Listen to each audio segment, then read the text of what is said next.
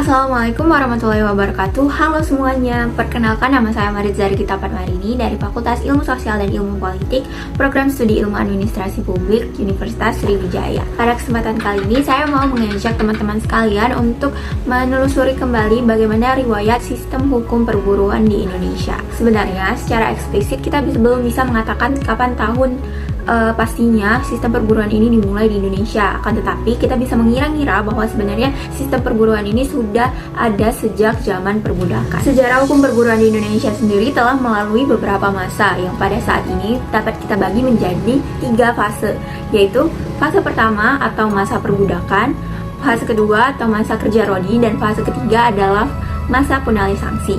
Nah, dalam video ini saya akan menjelaskan bagaimana sih sistem hukum perburuan di Indonesia dalam fase-fase tersebut secara singkat.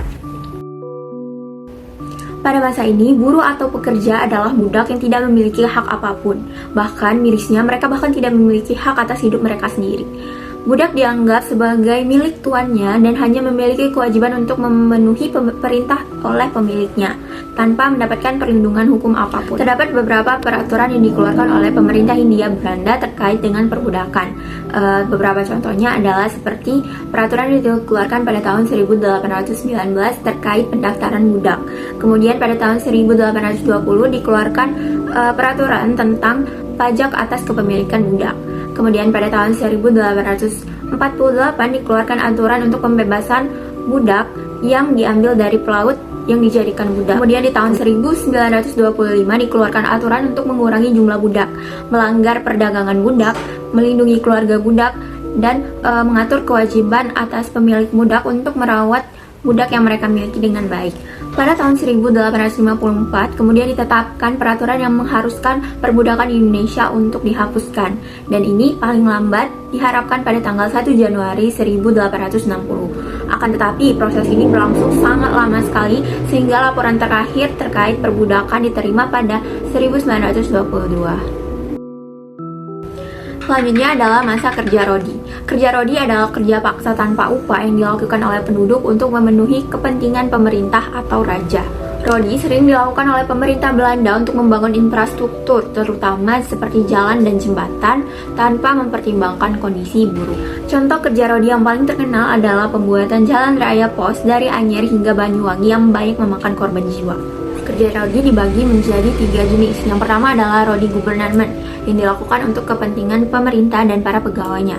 Yang kedua adalah rodi perorangan yang dilakukan untuk kepentingan para kepala atau pembesar lokal. Dan yang ketiga adalah rodi desa yang dilakukan untuk kepentingan desa itu sendiri. Pada tahun 1813, Thomas Stafford Raffles telah mencoba untuk menghapus kerja rodi. Akan tetapi usahanya belum bisa dilaksanakan karena Belanda masih mempertahankan kerja rodi tersebut. Di Indonesia sendiri, kerja rodi resmi dihapus pada 1 Februari 1938, meskipun di beberapa wilayah masih dilaksanakan hingga tahun 1946. Masa penalih sanksi adalah masa di mana para buruh mulai mendapatkan upah kerja.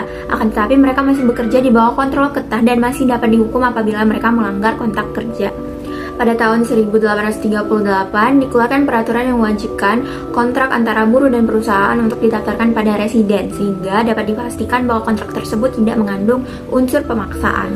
Ketidakadilan dalam penalih sanksi menjadi permasalahan yang serius. Contohnya, buruh yang melanggar kontrak bisa dipenjara atau jerotan. Kemudian salah satu perusahaan besar di Sumatera memanfaatkan penalih sanksi untuk menekan buruh secara sepihak. Pada tahun 1903 dilakukan penyelidikan yang membuktikan bahwasannya kondisi buruh di Sumatera adalah sangat buruk, sehingga setelah melalui berbagai protes, penalih sanksi resmi dicabut dari Indonesia pada 1 Januari 1942. Pada masa awal kemerdekaan Indonesia, hukum perburuan di Indonesia memiliki 5 tujuan utama yang disebut dengan Pancakrida Hukum Perburuhan, yang isinya adalah menghapus perbudakan, menghapus kerja rodi, menghapus penalih sanksi, melindungi buruh dari pemecatan sepihak, dan memberikan kedudukan hukum yang layak bagi para buruh. Pancakrida hukum perburuan ini kemudian menjadi dasar atas perkembangan hukum perburuhan modern di Indonesia, yang tujuannya tak lain dan tak bukan adalah untuk melindungi hak-hak buruh dan kesejahteraan kerja. Nah, itu dia sejarah sistem hukum perburuan yang ada di Indonesia. Semoga video ini dapat memberikan manfaat untuk kita semua. Saya akhiri, wabillahi taufiq wal hidayah. Wassalamualaikum warahmatullahi wabarakatuh.